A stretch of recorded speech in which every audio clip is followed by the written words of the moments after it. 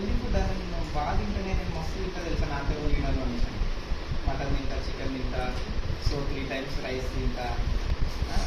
Rice quantity కూడా చాలా ఎక్కువ తీసుకుంటా, ఎందుకంటే నేను విలేజ్ నుంచి వచ్చినాయి కదా. అసలు నేను తిన్నంత అసలు ఎవరు తినలేదు ఆ విధంగా అయిపోయింది. అంటే దాన్ని రైట్ ఫుడ్ అంటే అది కాదు కదా అని. అంటే ఏంటి మన రైస్ ఇంకేం తింటాం అనేసి ఇది చాలా చేంజెస్ ఉంటాయి అనేసి అంటే తనతో కూర్చున్న తర్వాత నాకు తెలిసింది అనమాట. యాక్చువల్లీ నేను తినేది అసలు ఓన్లీ కడుపు నిండడానికి తప్ప బాడీకి అవసరమైంది తింటలేను అనేది అప్పుడు అర్థమైంది అనమాట. సో అంటే చాలామంది మనం అదే అనుకుంటాం కదా, 3 పూటలు కరెక్ట్గా తినంటే ఏమనుకుంటాం, మటన్ తినాలి, చికెన్ తినాలి, 3 times రైస్ మంచిగా తినాలి, అంతే కదా. మనకు అందరికి తెలిసింది కూడా అదే కదా. సో తనని కలిసిన తర్వాత ఏమైపోయిందంటే అసలు రాంగ్, అసలు నేను ఎప్పటి నుంచో చాలా రాంగ్ చేస్తున్నా. దానికోసం అనేసి నేను మా అమ్మ నాన్న వీళ్ళందరూ కూడా 16 పేషెంట్స్ అవుతారు. వాళ్ళకి మోకాళ్ళ నొప్పులు వస్తున్నాయి, వాళ్ళకి షుగర్లు వస్తున్నాయి, వాళ్ళకి బీపీలు వస్తున్నాయి. దాన్ని బట్టి అర్థమైంది అనమాట. సో మనం తీసుకునేది రైట్ ఫుడ్ కాదు, ఇంకేదో ఉన్నది. ఆ ఇంకేదో ఉన్నది అంటే ఏంటి అంటే ఇప్పటిదాకా రిపోర్ట్లు వచ్చినాయి కదా. ఈ రిపోర్ట్లో ఒకవేళ మనం రైట్ ఫుడ్ తీసుకుంటే ఏమవుతుందంటే ఇప్పుడు బిఎంఐ, బిఎఫ్ఐ, విజరల్ ఫ్యాట్ ఇవన్నీ అనుకున్నాం కదా. సో ఇవన్నీ కూడా రైట్. అంటే ఇప్పుడు ఎగ్జాంపుల్ ఫస్ట్ చూసినాం కదా, ఇక్కడ నేను హైట్, వెయిట్, బిఎంఐ అనేసి ఉంది కదా. బిఎంఐ అనేది సింపుల్ అంటే మీకు ఎంత వచ్చిందో తెలియదు, మీరు ఒకసారి చెక్ చేసుకోండి. ఆ బిఎంఐ వచ్చేసి ఎంత ఉండాలి అంటే ఒకవేళ ఒక ఫిట్ ఉన్న పర్సన్స్ అయితే, ఉమెన్స్ అంటే లేడీస్ అయితే ఒక 21 to 24 వరకు okay. BMI body fat, BMI body fat అనేది కదా. ఫిట్ ఉన్న వాళ్ళ కోసము 18 బిఎంఐ అయితేనేమో 18 to 25 వరకు ఉండొచ్చు బిఎంఐ. ఓకేనా, ఫస్ట్ బిఎంఐ వచ్చింది కదా, ఒకసారి చెక్ చేసుకోండి. అదేంటి అంటే పిహెచ్ బ్యాలెన్స్ అనేది ఫస్ట్ ఒకటి ఉంది. ఈ పిహెచ్ బ్యాలెన్స్ అంటే ఏంటి అంటే ఫర్ ఎగ్జాంపుల్ మన బాడీలో ఒక 70% వాటర్ ఉంది. అవునా కదా, మన బాడీలో 70% వాటర్ ఉంది. ఏమైతుంది వాటర్ ఉంటే అంటే మన ఆర్గన్స్ అన్నీ కూడా ఆ వాటర్లో డిప్ అయి ఉండాలన్నమాట. ఒకవేళ వాటర్ లెవెల్ తక్కువ ఉంటే ఏమవుతుందంటే యాసిడిక్ అంటారు అన్నమాట. బాడీ హీట్ ఉంటుంది, చాలా మంది బాడీ హీట్ ఉంది అంటే వాళ్ళ బాడీకి కావాల్సిన వాటర్ వాళ్ళు తీసుకోవచ్చు. ఒకవేళ వాటర్ లెవెల్ కరెక్ట్ ఉండాలంటే ఏం చేయాలంటే ఒక ఎగ్జాంపుల్ మనం ఒక 20 kgs ఉన్నాం అనుకో, ఒక 1 లీటర్ వాటర్ తాగాలి. 40 kgs ఉంటే 2 లీటర్స్ తాగాలి. 60 kgs ఉంటే 3 లీటర్స్ తాగాలి. 80 kgs ఉంటే 4 లీటర్స్ తాగాలి. సింపుల్, ఇదే రేషియో అనమాట. ఒక 20 kgs ఉన్న వాళ్ళకు మనం అట్లీస్ట్ ఒక 1 లీటర్ వాటర్ తీసుకోమని చెప్పాలి. సో ఇంకా వాటర్ లెవెల్ తక్కువ అయినప్పుడు ఏమవుతుందంటే యాసిడిక్ అవుతుంది బాడీ అనేది. యాసిడిక్ అంటే సింపుల్గా వాటర్ లెవెల్ తక్కువ ఉన్నప్పుడు ఏమవుతుందంటే చాలా ప్రాబ్లమ్స్ వస్తాయి. వేరే చెప్పాలంటే గ్యాస్ట్రిక్ ప్రాబ్లం రావచ్చు, హెడేక్ రావచ్చు, ఎనర్జీ లెవెల్స్ తక్కువ ఉండవచ్చు. ఇవన్నీ కూడా సిమ్టమ్స్ అనమాట. మనం వాటర్ తక్కువ తీసుకుంటాం, చాలా మందికి హెడేక్ కూడా వస్తాం. సో పిహెచ్ బ్యాలెన్స్ లెవెల్ అనేది అంటే దీనికి ఒక రేషియో ఉంది, అంటే బిలో 7 అంటే ఒక 7 ఉండాలన్నమాట. ఒకవేళ 6 ఉంది అంటే యాసిడిక్ అనమాట, మీకు వాటర్ లెవెల్ కరెక్ట్గా తీసుకోవట్లేదు అనమాట. దీన్నే పిహెచ్ బ్యాలెన్స్ లెవెల్ రేషియో అనమాట. ఓకే, సో ఏం చేయాలంటే 7 నుంచి మనం ఎబో పెట్టుకోవాలి ఎప్పుడు. అంటే వాటర్ లెవెల్ ఎక్కువ తీసుకోమంటే అది ఎబో దాన్ని ఏమంటారంటే ఆల్కలైజ్ చేయడం. ఆల్కలైన్ అంటే వాటర్ లెవెల్ ఎక్కువ బాడీలో ఉన్నప్పుడు దాన్ని ఆల్కలైన్ లేదా యాసిడిక్. సో నెక్స్ట్ ఇంకోటి ఏంటంటే most important inflammation. Second one inflammation. అంటే బాడీలో ఏమేమైతే మనకు ఇన్ఫ్లమేషన్ అంటే ఏంటంటే సింపుల్ ఎగ్జాంపుల్ చెప్పాలంటే లోపల ఇన్ఫ్లమేషన్ ఉన్నప్పుడు ఎలాంటి ప్రాబ్లం అయినా రావచ్చు. ఫర్ ఎగ్జాంపుల్ ఇక్కడ మనకి ఏదైనా తగిలిందనుకో కొంచెం చీము నెత్తుతోటి ఇట్లా ఉండిపోతుంది కదా, దాన్నే ఇన్ఫ్లమేషన్ అంటే. ఎగ్జాంపుల్ నీ జాయింట్ పెయిన్స్ ఉన్నాయి అనుకో, బాగా ఈ బోన్స్ అనేవి రాకపోతే ఇక్కడ ఇన్ఫ్లమేషన్ తయారవుతుంది. ఆ ఇన్ఫ్లమేషన్ అంటే ఏంటంటే స్వెల్లింగ్ రావడం స్టార్ట్ అవుతుంది. బాడీలో ఇన్ఫ్లమేషన్ ఏ పార్ట్లో ఉండొచ్చు. ఓకేనా, ఆ ఇన్ఫ్లమేషన్ ఉన్నప్పుడు ఏమైందంటే ఏదో ఒక క్రానిక్ డిసీజెస్ కానీ ఏదైనా ప్రాబ్లం వస్తుంది.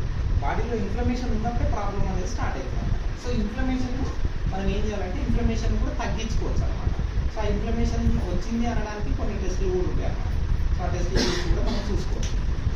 నెక్స్ట్ ఇంకోటి ఏంటంటే ఇన్సులిన్ రెసిస్టెన్స్. ఇన్సులిన్ రెసిస్టెన్స్ అంటే ఏంటంటే ఇన్సులిన్ అంటే సింపుల్గా చెప్పాలంటే మనం ఏదైతే ఫుడ్ తీసుకుంటామో ఆ ఫుడ్ ఏ ఫుడ్లో అయినా కూడా షుగర్ లెవెల్స్ అనేవి ఉంటాయి, షుగర్ అనేది ఉంటుంది.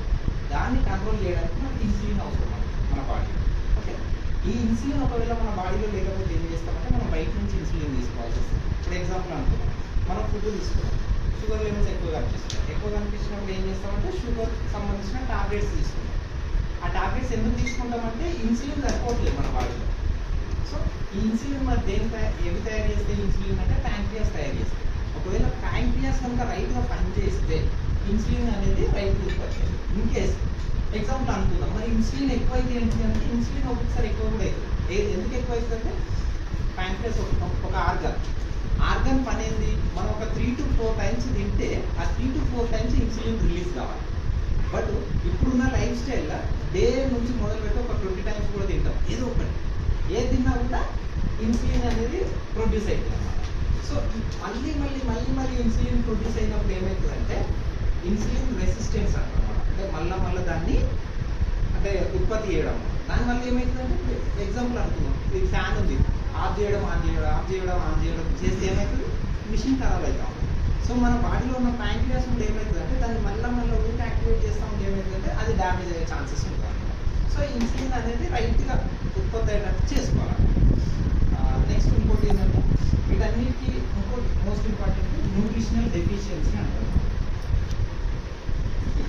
న్యూట్రిషనల్ డెఫిషియన్సీ అంటే ఏంటంటే ఇప్పుడు ఎగ్జాంపుల్ పౌష్టికాహార లోపం, తెలుగులో చెప్పాలి. పౌష్టికాహార లోపం ఉంది అని అంటే మన బాడీలో ఏ ప్రాబ్లం అయినా రావచ్చు. అంటే పౌష్టికాహార లోపం ఎప్పుడు వస్తుంది అంటే ఎగ్జాంపుల్ పుట్టిన పిల్లలకి ఎవరికి ఉండకపోవచ్చు. బట్ ఒక 20 years తర్వాత ఏమవుతుందంటే ఫుడ్ అనేది బాడీకి సరిపోక, ఇప్పటిదాకా చెప్తున్న ఫుడ్ అనేది బయటికి సరిపోక ఏమవుతుందంటే న్యూట్రిషన్ డిఫిషియన్సీ అనేది వస్తుంది. దీనివల్ల ఏమవుతుందంటే ఏ ప్రాబ్లం అయినా రావచ్చు. పౌష్టికాహార లోపం వల్ల ఏ ప్రాబ్లం వస్తుందంటే ఏదైనా రావచ్చు. మోస్ట్ ఇంపార్టెంట్ ఏంటంటే ఇదే కావాలి. సో మరి ఇవన్నీ రైట్ చేసుకోవాలనుకుంటే ఏం కావాలి మనకు అంటే సింపుల్గా చెప్పాలంటే మన బాడీకి కొన్ని డిసీజ్ వచ్చినప్పుడు ఏం చేస్తున్నప్పుడు డాక్టర్ని కన్సల్ట్ అయినప్పుడు డాక్టర్ ఏం చేస్తారు, సింపుల్ చెప్పాలంటే డ్రగ్స్ మెడిసిన్స్ సజెస్ట్ చేస్తారు, డ్రగ్స్ ఇస్తారు. ఈ డ్రగ్స్ ఇచ్చినప్పుడు ఏమైతుందంటే సింపుల్ చెప్పాలంటే మళ్ళీ బిజీ స్టేజ్కి వస్తుంది. ఓకే, అప్పుడు మనం డిసీజ్ తగ్గింది, డాక్టర్ దగ్గరికి పోవడం వల్ల రోగం అయితే తగ్గుతుంది. బట్ ఈ ఏదైతే మనం డ్రగ్స్ తీసుకున్న టైంలో తీసుకున్న తర్వాత ఏం చేయాలంటే ఇన్ కేస్ ఈ స్టేజ్ నుంచి వదిలేసామంటే మళ్ళీ ఎప్పటికైనా మన డిసీజ్ స్టేజ్కి పోతాం. కాకపోతే ఏంటంటే ఈ స్టేజ్ నుంచి వచ్చినప్పుడు ఏం చేయాలంటే ఇక్కడ ఏం చేయాలంటే రైట్ ఫుడ్ అనేది అందించాలి. రైట్ ఫుడ్ అంటే ఏంటంటే రైట్ న్యూట్రిషన్స్ అనుకోవచ్చు. రైట్ ఫుడ్ అంటే ఏంటి, కూడా చెప్పిన ప్రోటీన్స్ అనుకోవచ్చు, విటమిన్స్ అనుకోవచ్చు, omega 3 అనుకోవచ్చు, వాటర్ అనుకోవచ్చు. ఇవన్నీ కూడా రైట్లో మన బాడీలో తీసుకుంటే ఏమైందంటే మళ్ళీ హెల్తీ స్టేజ్ కూడా అవ్వచ్చు. ఓకే, ఈ హెల్తీ స్టేజ్ అంటే ఈ హెల్తీ స్టేజ్లో ఏమేమి చేసుకోవాలంటే అంటే ఎప్పటిదాకా అనుకున్నట్టు మనం హెల్తీ ఉండడానికి ఓన్లీ ఫుడ్ ఒకటేనా మరి ఇంకొకటేనా అంటే రైట్ ఫుడ్ కూడా చెప్పినట్టు ఫుడ్ కావాలి, ప్రాపర్ రెస్ట్ కావాలి. ఓకే, అంటే స్లీప్ ఎప్పటిదాకా స్లీప్ 7 hours సౌండ్ స్లీప్. చాలా మంది పడుతుంటారు కానీ సరిగా నిద్ర పడకపోవచ్చు, సౌండ్ స్లీప్ అంటారు. పడుకున్నామంటే అసలు ఇంకా మొత్తం ఇంత మంచిగా వాడుతారు.